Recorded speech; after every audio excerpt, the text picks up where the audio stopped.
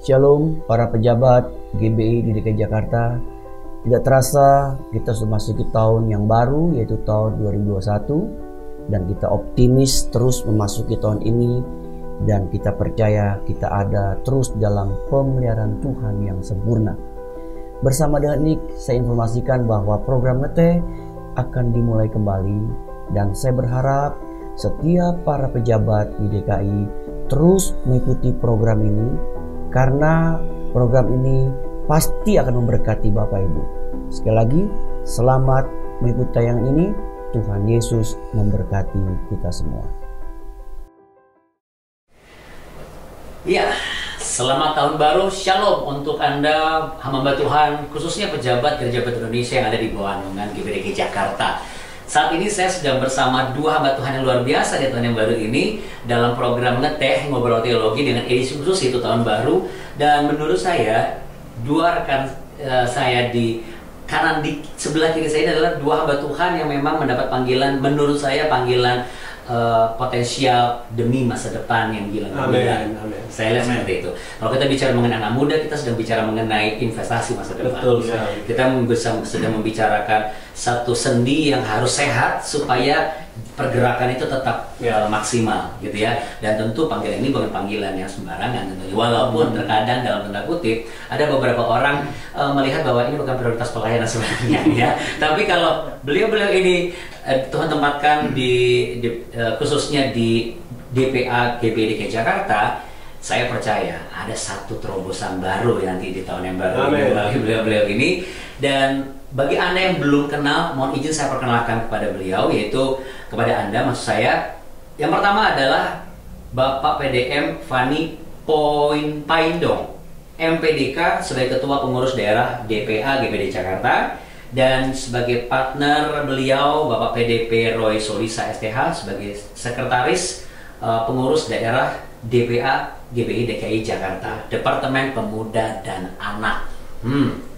Saya dengar kalau kita bicara dengan DPA berarti ini segmentasinya itu ada 4 generasi ya, adalah 4 bagian gitu ya, ada secara parsial terpisah-pisah, yaitu kalau di gereja lokal dikenal sebagai sekolah minggu, youth ya. Lalu kemudian kalau di DPA sendiri bagaimana untuk kategorialnya untuk di 4 ini?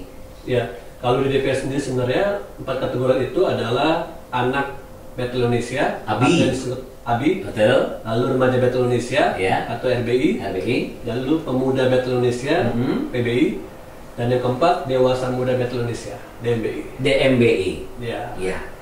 Dan saya percaya kalau Presiden Soekarno mengatakan bahwa beri aku 10 pemuda, niscaya akan mengguncang dunia.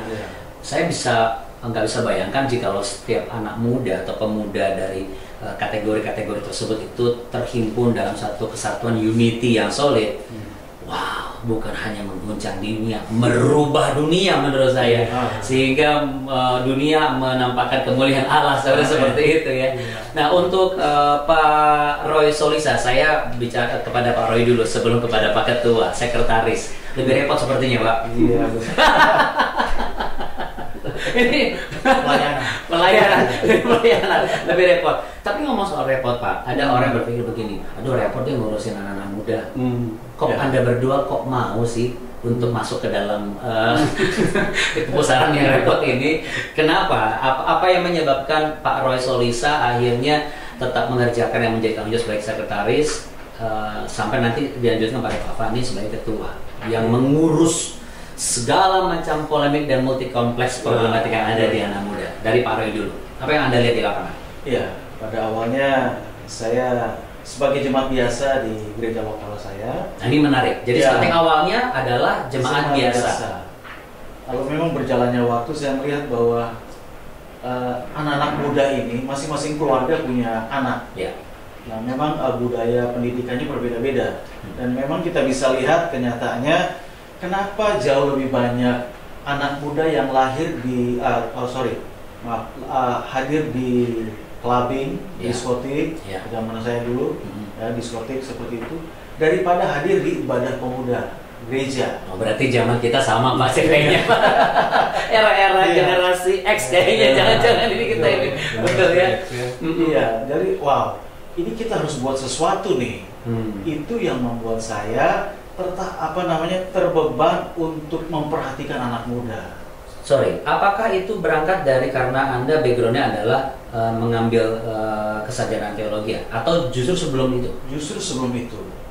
Sebelum itu saya sudah ada, ya puji Tuhan, dari gembala jemaat saat itu mempercayakan saya untuk jadi ketua pemuda di gereja lokal. Dari hal itu berjalannya waktu, pengalaman membuat saya lebih mengasihi generasi muda.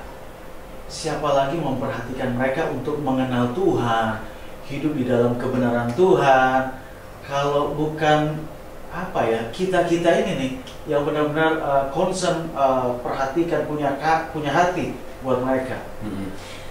Kalau di pemuda, ini kan kalau tahun yang sebelumnya ngeteh itu edisinya itu semua bapak pendeta, ibu pendeta. Ini sebenarnya bapak pendeta juga, karena seorang suami, seorang ayah. Saya belum masuk ke ranah kehidupan mereka. Tapi panggilannya untuk di DPA itu katanya bukan Pak ya, jadi sebenarnya semua disamaratakan sebagai Kak kalau tidak salah. Jadi saya harus mulai start sekarang, Kak Fani dan juga Kak Roy. Kak Fani, ketua loh. Sekretaris udah bilang, waduh ya repot juga sih apalagi ketua. Apa karena ada sekretaris, ketua tidak terlalu repot atau justru sebenarnya repot enggak tapi pusing? Ya, jadi sama seperti Kak Roy bilang tadi, dari mana mulanya kita bisa terlibat di dalam DPA, tentunya kita mulai semua dari gereja lokal, di mana kita bertumbuh di situ, lalu kita bisa ada di dalam wadah DPA ini. Jadi kalau saya pribadi, saya terpanggil memang dari ketika saya masih berjemaat di sebuah gereja lokal, sudah aktif di dalam pelayanan sekolah minggu, Kak. Jadi awalnya di sekolah minggu, apakah harus dia mulai sekolah minggu atau karena tadi Kak Roy tiba-tiba langsung diangkat menjadi ketua pemuda? Apakah memang tidak ada patokan atau harus dari sekolah minggu dulu atau bebas sebenarnya mulai awal pelayanan itu? Awal-awal saya memang pertama di sekolah minggu juga, bantu guru sekolah minggu untuk main gitar, anak sekolah minggu. Idealnya seperti itu, mulai sekolah minggu. Ya pada umumnya seperti itu sih ya. Kita dipercayakan di gereja lokal untuk melayani sekolah minggu, lalu beranjak mungkin bertumbuhnya juga dan kebutuhan gereja lokal, maka kita dipercayakan untuk ada di dalam wadah pelayanan generasi muda. Sampai akhirnya sekarang. Sampai hari ini. Sampai hari ini. Iya. Untuk DPA sendiri, saya bicara mengenai daerah DKI Jakarta, ya sebelum ke pusat ya. Semua program-program DPA itu pasti mengambil konteksnya adalah semangat anak muda, kemudian kreatifnya anak muda, kritisnya anak muda. Tapi saya juga punya pemikiran tidak hanya kritisnya, tapi krisisnya juga barangkali.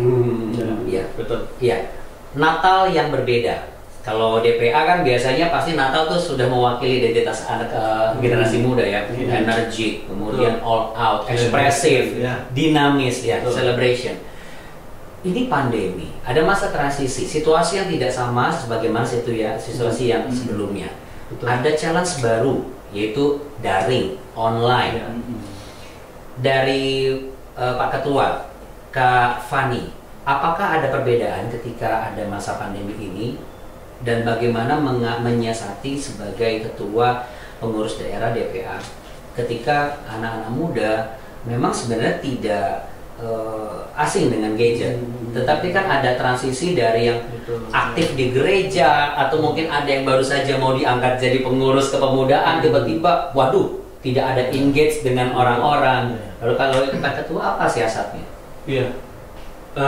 Kalau kita bicara generasi muda atau yang kita kenal dengan generasi milenial, memang cara yang kita lakukan di DPA DKI Jakarta untuk bisa merayakan momen Christmas gitu ya. Karena beberapa minggu yang lalu kita itu sudah merayakan Natal secara online. Itu konsepnya kayak gimana tuh? Nah, konsepnya tuh seperti ibadah biasa gitu. Tapi ibadah online. Biasa, tapi online. Melibatkan juga pemusik, kemudian juga ada. Betul. Jadi tetap ibadah seperti biasa, cuman memang kita kemas seefektif mungkin dengan durasi yang terbatas waktunya. Mungkin ketika belum ada pandemi, ibadah youth gitu ya, ibadah teens atau ibadah next gen, kita bisa 1,5 jam, bisa 2 jam. Tapi karena kita kemas secara online, kita buat 1 jam. Lebih cepat artinya. Lebih cepat. Tapi tidak mengurangi esensi daripada Christmas. Ini serentak di seluruh Indonesia. Khusus di DKI kita ada 5 wilayah. Jadi Jakarta Pusat, Jakarta Barat, Selatan, Timur, dan Utara. Jadi itu dimulai kemarin itu dari Selasa bulan Desember. Selasa pertama bulan Desember. Melibatkan begitu banyak hamba Tuhan berarti. Ya, mungkin kalau hamba Tuhan di sini tanda kutip para pengurus wilayah, pengurus sektor yang mereka juga adalah hamba-hamba Tuhan di gereja lokalnya terhisap sebagai para pelayan dalam ibadah Natal itu. Oke. Katakanlah saya sebagai gembala lokal sama seperti Bapak Ibu sekalian sekarang sedang merintis pengembalaan, lalu kemudian dengan jumlah yang jemaat yang mungkin belum begitu banyak barangkali. Lalu apakah saya yakin mungkin sekretaris berarti Kak Roy ini seringkali berhadapan dengan data-data seperti itu ya? Iya kan? Apakah ketika saya menjadi gembala lokal, saya punya anak sekolah minggu, youth itu harus didaftarkan, dilaporkan kembali? Jika dilaporkan kembali itu mulai dari level mana secara prosedural, dan apa manfaatnya ketika saya daftarkan itu? Atau saya tidak perlu daftarkan karena nanti dari DPA akan belusukan barangkali, atau bagaimana? Silakan. Iya, memang secara organisasi, kita DPA organisasi, gereja lokal begitu berdiri ditabiskan oleh ketua BPD, maka secara otomatis sudah terdaftar. Betul. Tinggal masing-masing gereja lokal mungkin belum punya ibadah kategorial, sekolah minggu, pemuda. Kalau belum punya, mungkin nggak perlu dilaporkan. Tapi kalau sudah punya, bisa dilaporkan ke kami. Belum ada youth, baru ada sekolah minggu sudah bisa dilaporkan. Sudah diperhitungkan sebagai satu KPA. Oke. Apa manfaat ketika dilaporkan sebagai ketika itu dilaporkan kepada DPA? Ya, tentunya kami sebagai pengurus daerah ini kita akan melakukan pelayanan langsung, kunjungan untuk melihat apa kebutuhan di gereja lokal ini. Karena memang spesial kita kan untuk menjangkau anak muda.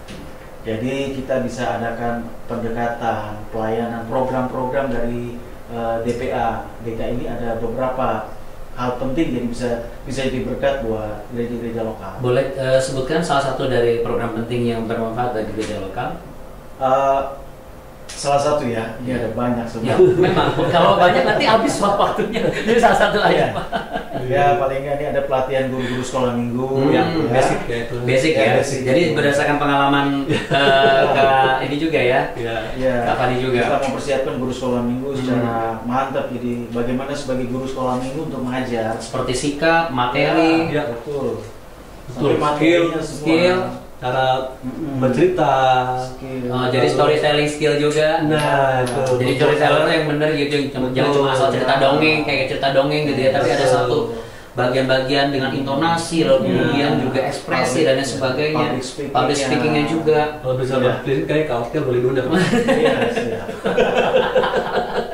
Aduh, bisa saja. Ini pasus sudah banyak. Tapi bicara mengenai apa? Artinya dari cikal bakal dari starting awalnya itu memang benar-benar DPR sudah memikirkan itu. Iya, betul. Adakah jumlah minimal untuk pendaftaran atau pelaporan untuk KPA yang ada di gereja lokal? Oh, enggak. Sekalipun hanya 2 anak, itu pun sudah bisa dilaporkan. Iya, itu sudah disebut ada KPA di gereja lokal. Masa pandemi tidak bisa engage langsung dengan apa yang bersangkutan secara personal. Berarti secara daring dilakukan. Iya, betul. Untuk materi-materi dikirim secara email atau memang tetap ada tatap muka seperti kita dengan mengedepankan protokol kesehatan? Kalau materi-materi kayak tadi bicara tentang sekolah minggu, kita dari pengurus pusat DPA GBI itu sudah buat. Jadi sebenarnya gereja lokal tinggal menggunakannya saja, gitu. Contoh seperti itu sekolah minggu. Bahkan juga di pengurus pusat DPA GBI juga itu juga mereka ada konten-konten seperti youth gitu ya, untuk bisa digunakan oleh gereja lokal. Sebagai acuan yang sifatnya absolut atau sebagai opsi? Itu sebenarnya opsi. Ya, kenapa? Karena setiap gereja lokal itu kan mungkin udah punya modul atau udah punya hal-hal yang lain, tapi dari DPR sendiri sebenarnya sudah menyediakan, gitu.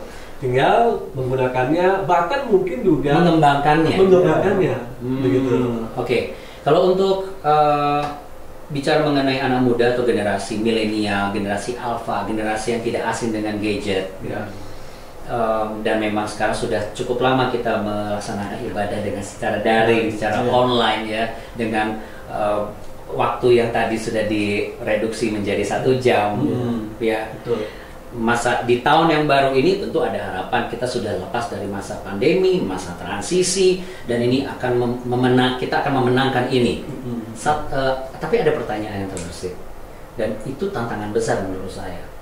Bagaimana caranya men-trigger anak-anak muda, khususnya generasi milenial dan generasi alpha yang memang kenyataannya mereka sudah masuk ke dalam satu zona nyaman, di mana katakanlah menurut secara personal begini, saya menemukan kok hadirat Tuhan apa segala macam, walaupun secara daring katakan seperti itu, tapi kan itu sesuatu yang subjektif ya. Strategis apa yang dilakukan oleh khususnya dalam hal ini adalah DPA di DKI Jakarta untuk bisa membalikkan keadaan itu dan mengembalikan esensi ibadah kembali secara murni, namun tidak mengurangi atensi mereka sehingga mereka tetap mau datang. Ya. Kalau saya pribadi melihat situasi, situasi kondisi di gereja lokal saya, karena tadi kawannya sudah bilang, karena sudah terbiasa dengan online, gitu ya. Jadi sepertinya anak-anak muda itu enggan untuk datang kembali ke gereja. Nah, tapi saya pribadi melihat di gereja lokal saya, justru mereka sebaliknya, Kak. Mereka tuh udah kangen banget sama gereja, lalu mereka minta supaya cepat ada ibadah onsite. Berarti sebenarnya adalah barometernya adalah bagaimana kita sebagai gembala lokal itu memiliki langkah-langkah yang strategis, tapi juga dekat. Berarti ada satu kedekatan, betul. Ada yang namanya bonding relationship yang begitu mengikat, sehingga itu yang membuat mereka kapan nih mau datang lagi. Tapi itu sulit karena tidak mudah mengerti karakter anak muda. Karakter anak muda yang terkumpul dalam satu generasi. Kak Roy sebagai seorang ayah, saya ingin tanya, pengalaman Anda sebagai seorang ayah, sebagai seorang kepala keluarga, namun juga sebagai sekretaris pengurus di DPA DKI Jakarta. Apakah pengalaman pribadi Kak Roy itu bisa diterapkan kepada anak-anak muda yang sekarang, atau Kak Roy memiliki pandangan sendiri sehingga tidak membuat hubungan antara gembala dengan jemaat di Hitujut itu menjadi jauh, menjadi renggang? Berdasarkan pengalaman dan firman Tuhan tentunya, itu tidak bisa lepas dari yang namanya hubungan kasih dan memberikan teladan. Jadi faktor hati Bapak sangat penting dalam pelayanan di DPA. Fathering itu penting. Kita sebagai ketua-ketua pemuda, sebagai gembala, bagaimana kita bisa membangun hubungan dengan jemaat lokal, dengan anak-anak muda. Karena generasi ke depan, 10 tahun atau 20 tahun ke depan, yang memimpin gereja lokal kita adalah anak muda. Nah, perlu kita regenerasi, persiapkan. Bagaimana supaya mereka tidak hilang dari gereja lokal? Ini dia, bangun hubungan. Bangun hubungan, fathering sebagai bapak. Penting sekali. Bagaimana kita bersikap di dalam keluarga? Seperti itulah keluarga rohani kita di gereja. Skala prioritas. Saya ke Kak Fani. Kak Fani kan juga salah seorang yang memang aktif juga dalam media sosial. Skala prioritas Kak Fani. Bagaimana mengatur skala prioritas ketika kita jadi pejabat GBI lalu aktif dalam departemen khususnya adalah pemuda dan anak? Karena apakah ada kendala untuk mengatur itu? Tantangannya apa dan bagaimana Anda mengatasinya? Supaya ini bisa menjadi satu pembelajaran bagi sahabat-sahabat kita yang ada di daerah mereka masing-masing, supaya tidak ragu untuk memulai pelayanan yang melibatkan mereka dalam pelayanan kepemudaan, khususnya supaya nanti bisa masuk ke Departemen Pemuda dan Anak GBI. Jadi kalau bicara skala prioritas, kembali dalam kita berjemaat ya di gereja lokal, saya juga sempat berapa kali bicara sama teman-teman pengurus DPA, baik di daerah, wilayah, dan sektor. Jadi tadi ada tahapan nih, ada pengurus sektor, pengurus wilayah, pengurus daerah, baru pengurus pusat. Berarti seperti pendaftaran KPA tadi, ke sektor dulu, baru ke wilayah, daerah, baru pusat. Betul. Nah, saya selalu bilang sama mereka, ingat skala prioritas kita karena kita masing-masing punya pelayanan di gereja lokal. Jadi gereja lokal itu harus nomor satu, teman-teman harus layani, gitu.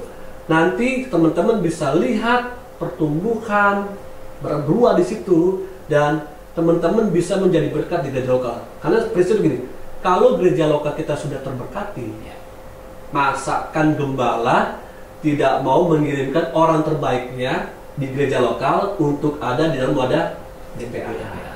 Jadi kita sebenarnya berharap nih Bapak Ibu Gembala nih langsung aja ya Kak, nggak apa-apa ya? Silakan. Justru ini momentum yang sangat tepat karena kan untuk bertemu dengan Kak Fani dan juga Kak Karoni agak sulit, bahkan lumayan sulit gitu loh, karena kan sudah semakin sibuk di tahun yang baru ini sebagai gembala lokal, sebagai pengurus dalam departemen. Tidak terbayangkan rekan-rekan Anda yang lain juga punya kesibukan dan juga yang sama. Nah, apa yang disampaikan supaya ini menjadi satu momentum yang benar? Jadi tadi Kak Anda sempat bilang, bahkan Kak Ro juga sempat bilang bahwa kita di DPA GBI, baik di daerah maupun di pusat, kita tentunya harus ada regenerasi. Nah, regenerasi itu dari mana munculnya? Tentunya dari gereja lokal. Nah, ke depan jika kita mau memajukan DPA ini adalah organisasi kepemudaan di dalam gereja Betel Indonesia, maka orang-orang yang harus ada duduk di Departemen Pemuda dan Anak ini adalah orang-orang terbaik pilihan dari gereja lokal Bapak Ibu. Jadi sebagai gembala mulai sekarang harus mulai secara jeli, mulai menilai, sekaligus juga menguji kemurnian setiap potensi-potensi yang ada di generasi khususnya untuk yang terpanggil untuk kepemudaan ini. Itulah yang dipersiapkan untuk dicalonkan atau katakanlah diberikan satu mandat supaya ini bisa meneruskan apa yang menjadi visi dan misi sejak kali pertama DPA itu sudah terbentuk untuk periode-periode berikutnya. Kira-kira seperti itu. Kita ngeteh dulu supaya tidak terlalu tegang. Jangan DPA tapi seperti birokrat-birokrat nih. Kenapa saya katakan birokrat? Sebenarnya bukan birokrasi, tetapi kadang-kadang kalau kita bicara mengenai real impact di lapangan, jujur-jujuran aja deh sama saya Kak. Kan kita betul tidak boleh bohong ya. Rata-rata tidak semua orang mudah loh untuk masuk ke dalam tertarik lah gitu, tertarik untuk terlibat di DPA dan anak. Bukan berarti nggak bisa gitu loh. Kenapa? Karena untuk jadi anak hamba Tuhan aja itu pergumulan udah luar biasa. Waduh, apalagi nanti kalau masuk ke sana, iya kan? Tapi yang menarik adalah di DPA sendiri untuk anak-anak hamba Tuhan juga ternyata memiliki yang disebut apa? Biro ya, Pahat. Kemarin sudah bicara dengan Kak Nelson juga kemarin tuh, Kak Nelson, Kak Hans, ya kalau Kak Nelson itu, Bung Nelson itu panggilan akrab dengan sahabat saya gitu. Itu juga yang di pusat ya, kalau tidak salah ya. Iya. Rupanya juga DPA sampai sedetail itu memperhatikan apa yang menjadi bagian terpenting dari pelayanan gembala lokal ketika mereka memiliki anak. Artinya sampai anak gembala pun diperhatikan, disediakan fasilitas komunikasinya supaya itu barangkali bisa menjadi salah satu faktor peluang baru tercipta supaya tidak hanya bergantung kepada jemaat lokal atau pengurus lokal yang ada di gereja kita, kira seperti itu. Pertanyaan saya, seberapa besar DPA membutuhkan kontribusi hamba Tuhan dalam pelayanan ini? Ini kata Wah sudah merinding nih, Wahnya ini apa nih? Wah sudah tidak terima lagi atau bagaimana ini? Ada dulu deh ya. Jadi anak nggak bisa jalan kalau nggak ada bapak. Tuntunan dari orang tua penting. Gitu ya. Anak muda itu semangatnya tinggi, tapi singkat cerita, hepengnya kurang. Bagaimana gimana? Kalau kita bicara angka, real impact-nya sebagai hamba Tuhan ini sebenarnya bukan hal yang bisa jadi prioritas hamba Tuhan. Kalau kita bicara secara jujur ya, betul kan? Karena dalam tanda kutip, kalau kita bicara bukan kita mengatakan atau membatasi cara Tuhan memberkati kita, tentu tidak. Saya percaya Tuhan memberkati dan memelihara hamba-hambanya, iya kan? Walaupun tapi kita tidak bisa lepaskan satu realita yang memang tidak bisa kita pungkiri bahwa in other meanings gitu ya, ini bukan ladang yang cukup basah dan gembur untuk diolah dan dijadikan sebagai lahan yang bisa menghasilkan varietas unggul. Tapi menurut saya justru ketika kita menghasilkan varietas unggul, disitulah lahan itu akan menjadi basah. Menurut saya seperti itu. Jadi agak terbalik ya. Seberapa besar kebutuhan kontribusi Tuhan di DPA? Iya, jadi tadi Kara sudah bilang bahwa kita ini sebagai anak tentunya kita membutuhkan bimbingan seorang bapak. Betul. Ya kan? Nah, seorang bapak itu saya percaya bapak yang baik akan mencukupi kebutuhan keperluan anak-anaknya. Betul. Ya, tadi bukan hanya bicara money, uang, tapi bapak yang baik juga akan memberikan advice, memberikan support, keteladanan, gitu ya. Kenapa? Karena penting sekali pelayanan generasi itu bukan hanya di DPA, tapi di gereja lokal.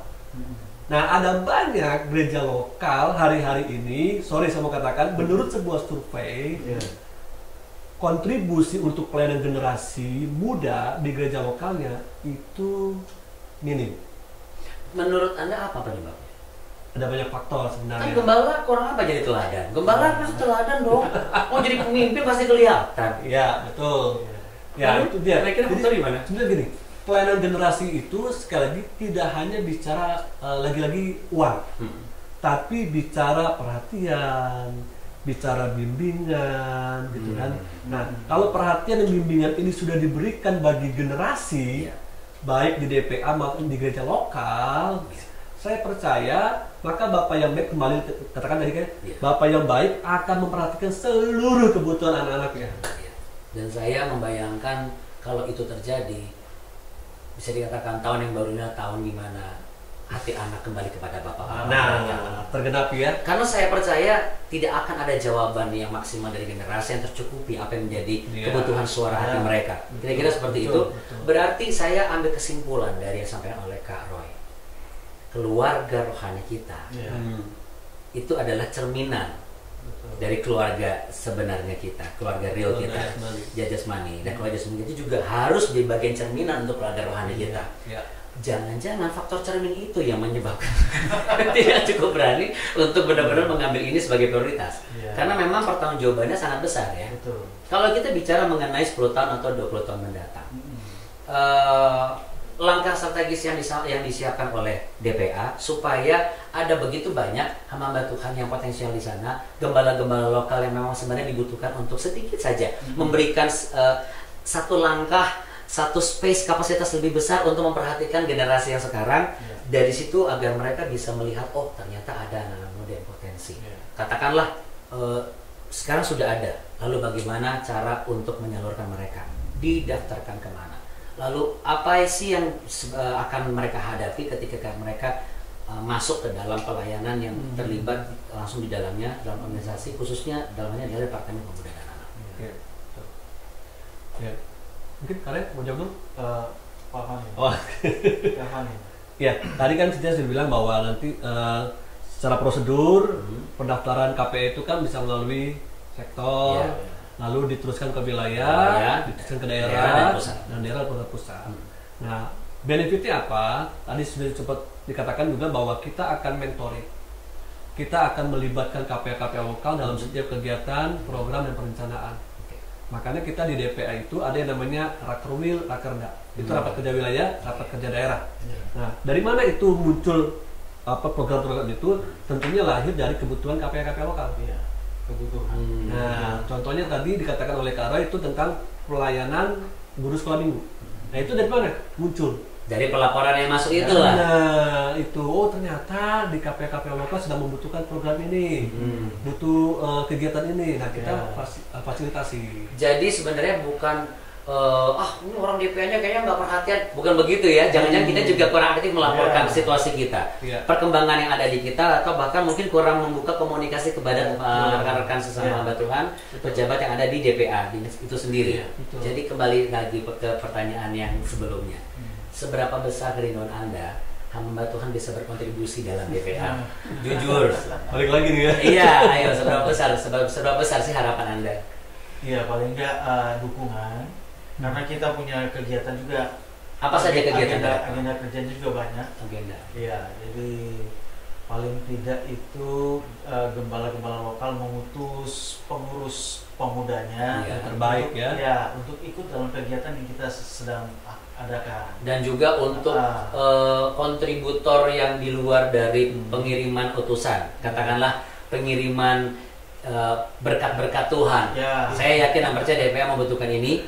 Karena kalau kita bicara mengenai generasi muda, tidak akan lepas dari kesiapan dana untuk menghadirkan acara-acara yang bisa mewakili energi mereka. Ini tentu tuh butuh sekali. Nah, terkait dengan itu, Kak Odel, di DPA itu ada namanya iuran persepuluhan dan iuran KPA. Bagaimana pengaturannya? Nah, kalau iuran persepuluhan itu disetor ke pusat. Oke. Gitu. Tapi kalau iuran KPA itu disetor ke pengurus wilayah. Setelah dilaporkan ke sektor, setorannya ke wilayah. Ya, biasanya sih langsung dari KPA lokal itu iuran KPA-nya itu murah kok. Cuma 20.000 per anak. Enggak, per KPA. Jadi per KPA. Iya, jadi kalau di kerja lokal ada anak, remaja, pemuda, dewasa muda. Iya, katakanlah ada 4 kategori ini. Berarti 2 kali 4. Enggak, jadi itu satu KPA itu 20.000. Satu kali 20.000, ya berarti kan 20. Enggak, ini 5.000 udah 20.000. Walah. Nah, oh gitu. Tapi tentunya itu kan ada gereja-gereja lokal yang wah kok cuma sebesar itu Kak Fani, kita mau kasih lebih. Ya puji Tuhan toh, kalau dikasih lebih. Oh, puji Tuhan, berarti bukan sebesar itu. Oh, sekecil itu Kak Fani. Nah, itu tadi yang kita harapkan beda dari situ, dari perkara kecil lah. Ini kan perkara kecil sebenarnya. Iya, karena ini kita harus bicara mengenai realita ya. Kalau kita masuk ke tahun yang baru ini, kita harus bicara mengenai realita. Kita harus berani mengungkapkan satu realita, menghadapi realita. Dan kenyataannya adalah tantangan ini makin besar. Dari Kak Fani sendiri, boleh secara pribadi. Tahun yang baru, tantangan semakin baru dan realitanya, kenyataannya semakin besar. Butuh kontribusi hamba Tuhan, butuh kejelian para pengusaha-pengusaha yang takut akan Tuhan. Butuh juga anak-anak muda yang menyadari potensi-potensi dalam diri mereka, tidak hanya eksis di dunia sosial media mereka, berani mengeksistensikan diri mereka itu sesuai dengan kebenaran firman Tuhan. Kalau kita bicara pembekalan, tidak mungkin di luar dari konteks firman Tuhan. Pasti konteksnya adalah firman Tuhan. Kak Fani, apa pesan Kak Fani untuk anak muda, khususnya keluarga-keluarga memiliki anak-anak dari mulai kategori abi sampai remaja sampai youth dan juga dewasa muda, untuk kita bisa memenangkan, we can win this di dalam tahun ini. Ya, silakan Kak Fani. Ya, dari saya pribadi mau memberitahukan bahwa begini, bahwa saat ini gereja membutuhkan generasi muda. Bahkan bukan hanya gereja, tapi Indonesia membutuhkan generasi muda.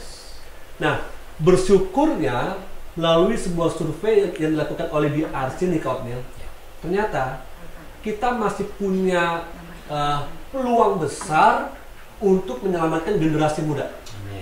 Gitu loh. Kenapa? Dalam sebuah survei itu mengatakan bahwa yang pertama yang dapat membuat orang muda itu percaya dan kembali kepada Tuhan itu 73,1% mengatakan orang tua.